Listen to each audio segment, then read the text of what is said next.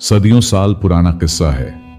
दूर किसी गांव में एक चरवाहा रहता था जिसका नाम विरदान था। विरदान अपनी बूढ़ी मां के साथ एक छोटी सी कच्ची झोंपड़ी में रहता था। उसके वालिद उसके बचपन में ही इंतकाल कर गए थे। विरदान की मां ने लोगों के घरों में काम करके उसकी परवरिश की थी। छोटी उम्र में ही उसके सर पर जिम्मेदारी का बोझ आ गया था। इसीलिए विरदान ने अपने बाप के पेशे को ही इख्तियार कर लिया था। हर सुबह सूरज निकलने से पहले विरदान उठता, अपनी मां के लिए खाने का इंतजाम करता और फिर जमींदार की बकरियों को लेकर ऊंची पहाड़ियों की तरफ निकल जाता। सारा दिन चरागाह में बकरियों को चराता और शाम के वक्त गांव की तरफ वापस लौट आता। विरदान का दिल बहुत साफ था और उसके मिजाज में गजब की नरमी थी। विरदान अपनी आमदनी का एक हिस्सा हमेशा जरूरतमंदों और गरीबों में बांट देता था। उसका मानना था कि दूसरों की मदद करने से अल्लाह रिज्क में बरकत अता करता है। गांव में एक लालची शख्स रहता था जिसका नाम कामयार था। कामयार का काम लोगों को सूद पर पैसे देकर उन्हें अपने कर्ज के जाल में फंसाना था। उसने कई बार विरदान की सीधी साधी तबीयत का फायदा उठाने की कोशिश की, मगर विरदान पर कामयार की चालें काम नहीं करती थीं। एक रोज विरदान अपनी बकरियों का रेवड़ लेकर पहाड़ी के पथरीले रास्ते से गुजर रहा था। रास्ते में उसे जमींदार का एक मुलाजिम मिला जो गधे पर एक बकरी की लाश लादकर कहीं जा रहा था। विरदान ने मुलाजिम को रोककर पूछा, भाई, इस बेजबान जानवर को इस तरह कहां ले जा रहे हो? मुलाजिम ने लापरवाही से जवाब दिया, अरे विरदान, ये बकरी बीमार थी और अब मर चुकी है। मालिक का हुक्म है कि इसे जंगल में कहीं दूर फेंकाऊं ताकि इसकी बीमारी दूसरों को ना लगे। विरदान की नजर इस बकरी पर पड़ी। उसने महसूस किया कि बकरी के जिस्म में हल्की सी हरकत हो रही थी। उसने गौर से देखा तो पता चला कि बकरी की सांसें अभी चल रही थी। विरदान ने तड़प कर कहा, भाई रुकिए, ये तो अभी जिंदा है, आप इसे कैसे फेंक सकते हैं? मुलाजिम ने बेरुखी से कहा, बस आखिरी घड़ियां हैं इसकी, थोड़ी देर में ये वैसे ही खत्म हो जाएगी। छोड़ो विरदान, क्यों अपना वक्त खराब कर रहे हो? विरदान का दिल पसीज गया। उसने मुलाजिम से इल्तिजा की और उसे लेकर सीधा जमींदार के पास पहुंच गया। वहां जाकर विरदान ने बड़ी आजिजी से कहा, साहिब, ये मरती हुई बकरी मुझे दे दीजिए, मैं इसका इलाज करूंगा और इसे अपने पास रखूंगा। जमींदार ने हैरान होकर कहा, विरदान, यह तो बीमार है, अगर इसे अपने घर ले गए तो तुम्हारी बाकी बकरियां भी बीमार पड़ जाएंगी। अपना नुकसान क्यों करना चाहते हो? विरदान ने बड़े यकीन के साथ जवाब दिया, साहिब, मैं इसे सबसे अलग रखूंगा। अगर इसकी जिंदगी होगी तो यह बच जाएगी, वरना मौत तो बरहक है। जमींदार ने कंधे उचकाते हुए कहा, ठीक है, अगर तुम जिद करते हो तो इसे ले जाओ। विरदान इस बकरी को अपने कंधों पर उठाकर घर लाया। जब उसकी मां ने सुना कि विरदान एक मरती हुई बकरी घर लाया है तो मां ने टोका, बेटा, हम खुद मुफलिसी में दिन गुजार रहे हैं, तुम एक और मुसीबत का बोझ क्यों उठा लाए? विरदान ने अपनी मां का हाथ थामकर बड़े प्यार से कहा, अम्मा, हो सकता है इसी बेजबान की दुआ से अल्लाह हमारे घर में रहमत भेज दे। विरदान रोज इस बकरी की देखभाल करता। वो हर रोज पहाड़ों से खास जड़ी बोटियां चुनकर लाता, उन्हें पैसकर बकरी को खिलाता और अपने हाथों से पानी पिलाता। विरदान की बेमिसाल तीमारदारी और उसकी लगन ने काम कर दिखाया। आहिस्ता आहिस्ता बकरी के जिस्म में जान लौटने लगी। गांव का लालची कामयार जब विरदान को इस कमजोर बकरी की देखभाल करते देखता तो उसका मजाक उड़ाता। वो तंज करते हुए कहता, देखो भाई, विरदान ने एक लाश पाल रखी है, उसे लगता है कि यह बकरी उसे रातों रात अमीर बना देगी। मगर विरदान इन बातों पर तवज्जो देने की बजाय अपने सब्र और यकीन पर कायम रहा। एक दिन जब विरदान बकरी को लेकर पहाड़ के दूसरे हिस्से में गया, जहां एक साफ पानी का चश्मा बहता था, वहां उसे एक बूढ़ा फकीर मिला। वो फकीर अक्सर गार के बाहर बैठकर अल्लाह के जिक्र में मशगूल रहते थे। विरदान ने देखा कि फकीर बाबा किसी बात को लेकर बहुत परेशान थे। विरदान उनके करीब गया और सलाम करके पूछा, बाबा क्या बात है, आप इतने घबराए हुए क्यों हैं? फकीर बाबा ने कहा, बेटा मेरा पूता कहीं भटक गया है। मैं उसे हर जगह ढूंढ चुका हूं मगर वो कहीं नहीं मिल रहा। विरदान ने फौरन कहा, बाबा आप फिक्र न करें, मैं अभी उसे ढूंढ कर लाता हूं। विरदान ने बकरी को वहीं छोड़ा और जंगल की तरफ निकल गया। काफी मुशक्कत के बाद उसे वो बच्चा एक गहरे गड्ढे में फंसा हुआ मिला। विरदान ने बड़ी सूझबूझ से बच्चे को सही सलामत बाहर निकाल लिया। जब वो बच्चे को लेकर फकीर बाबा के पास पहुंचा तो उनकी आंखों में खुशी के आंसू आ गए। उन्होंने विरदान को ढेर सारी दुआएं दें और कहा, बेटा तूने आज मेरा सहारा बचाया है, अल्लाह तुझे इसका बहुत बड़ा सिला देगा।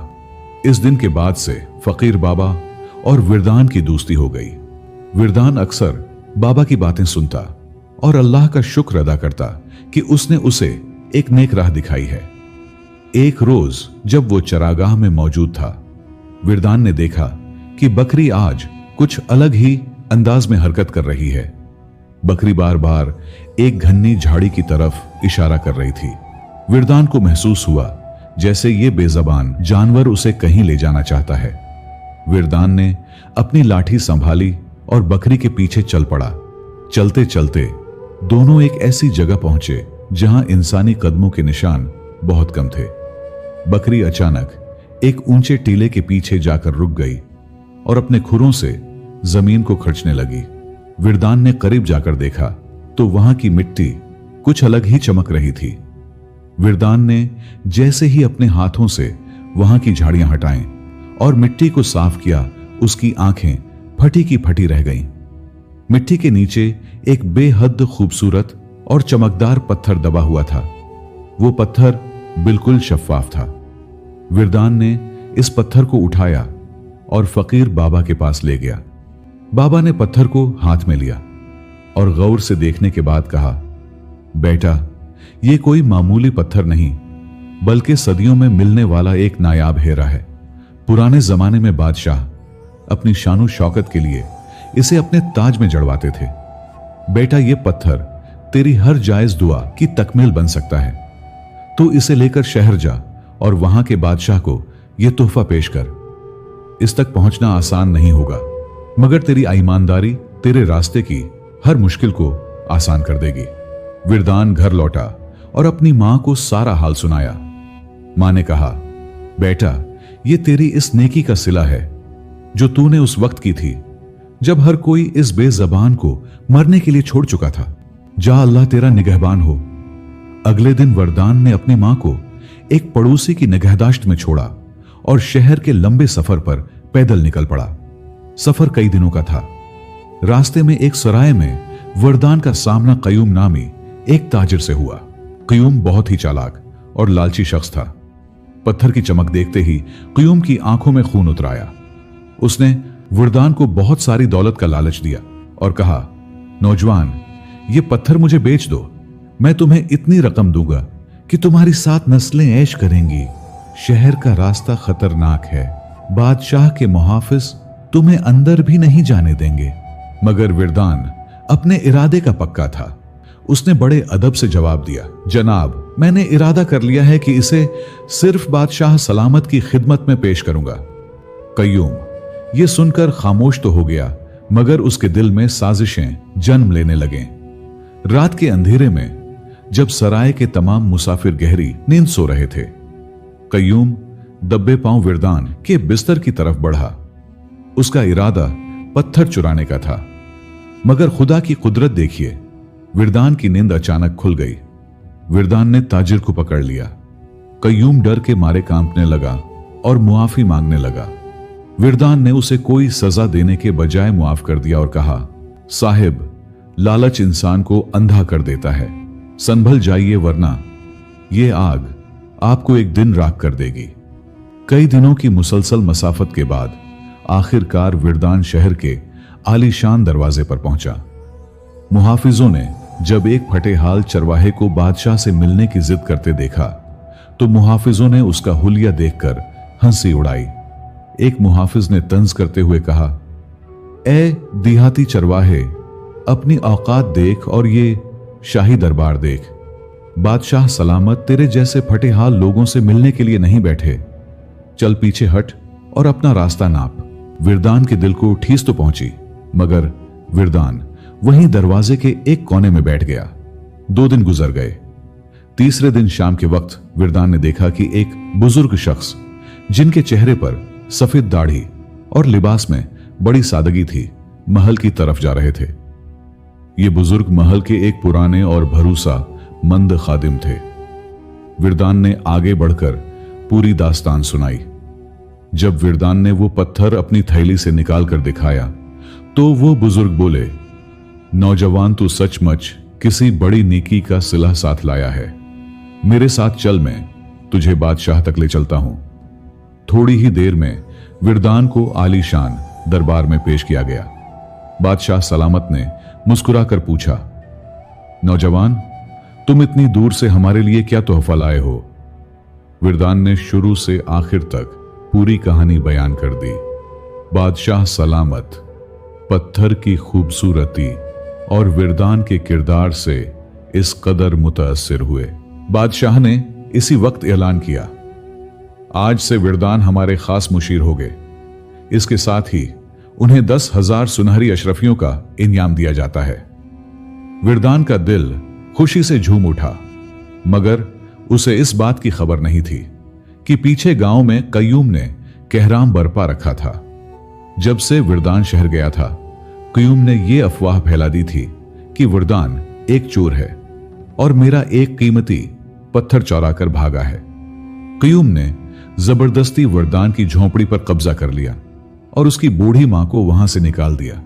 बेचारी मां अपनी लाठी के सहारे फकीर बाबा के पास इस गार में पनाह लेने पर मजबूर हो गई। कय्यूम का जुल्म यहीं खत्म नहीं हुआ। उसने गांव वालों को डराया कि अगर किसी ने विरदान की मां की मदद की तो उसे गांव से निकाल दिया जाएगा। वो जालिम यह समझ रहा था कि विरदान कभी वापस नहीं आएगा। इधर शहर में बादशाह सलामत ने विरदान को 1 हफ्ते की इजाजत दी ताकि वो अपने गांव जाकर अपनी मां को यह खुश खबरी सुना सके और इनाम की दौलत से गांव की सूरत बदल सके। विरदान के साथ बादशाह के 2 खास मुहाफिज और कीमती तोहफों से लदे हुए घोड़े थे। सफर के दौरान विरदान के जहन में सिर्फ अपनी मां का चेहरा था, मगर जैसे ही विरदान रायपुर की सरहद में दाखिल हुआ तो गांव के एक पुराने बुजुर्ग चौधरी बरकत दब्बे पांव विरदान के करीब आए और कांपती आवाज में बोले, विरदान बेटा, जल्दी भाग जाओ। कय्यूम ने तुम्हारे खिलाफ बहुत बड़ी साजिश रची है। उसने तुम्हारी मां को घर से बेघर कर दिया है और कोतवाल को खबर देने वाला है कि तुम एक डाकू हो। विरदान की आंखों में आंसू आ गए। विरदान जब अपने लश्कर के साथ गांव के चौक पर पहुंचा तो गांव वालों की आंखें हैरत से फटी रह गईं।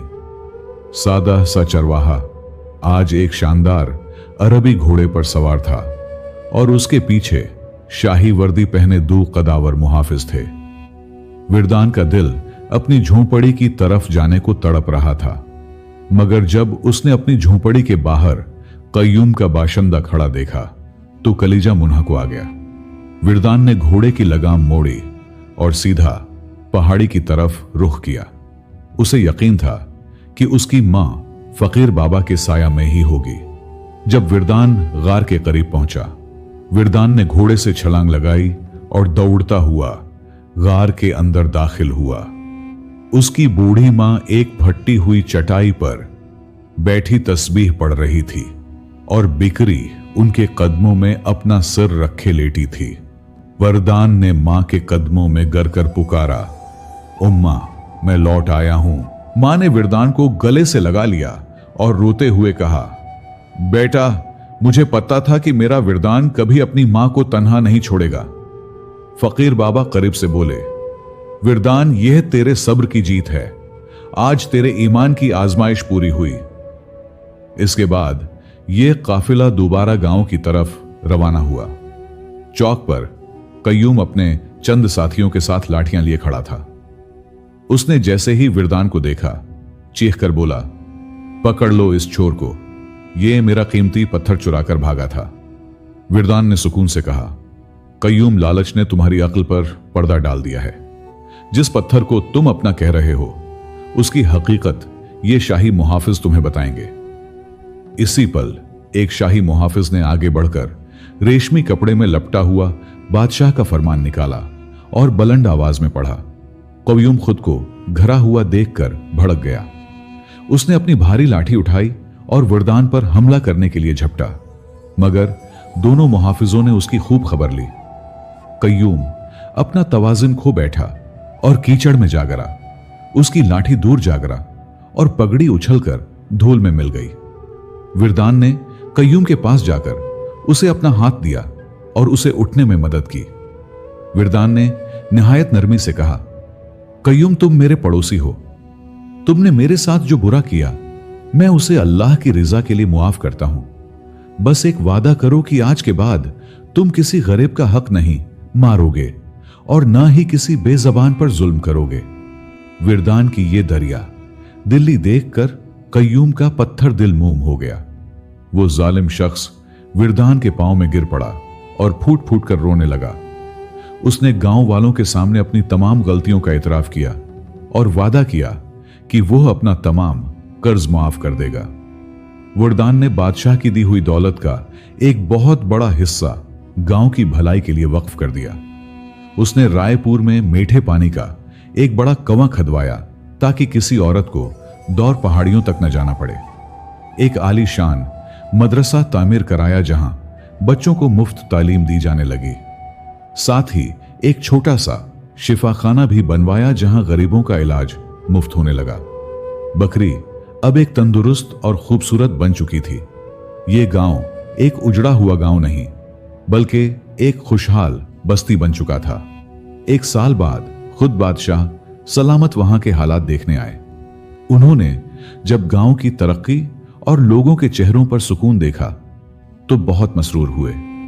बादशाह ने विरदान से कहा, विरदान, तुमने सचमुच साबित कर दिया कि रहमदिली और ईमानदारी से बड़ी कोई दौलत नहीं है। जो एक जान की हिफाजत करता है, वो गौया पूरी इंसानियत की हिफाजत करता है। दोस्तों, ये कहानी हमें यह सबक देती है कि वक्त चाहे कितना ही मुश्किल क्यों ना हो, अगर इंसान सब्र से काम ले और मखलूक खुदा पर रहम करे तो कुदरत उसके लिए ऐसे रास्ते खोल देती है जिनका उसने कभी गुमान भी ना किया हो। दोस्तों, कहानी कैसी लगी और आप हमें दुनिया के किस हिस्से से सुन रहे हैं, मुझे लाजिमी बताएं। नमाजें पढ़ते रहें और सबके लिए दुआएं करें। अपना ख्याल रखें। खुदा हाफिज।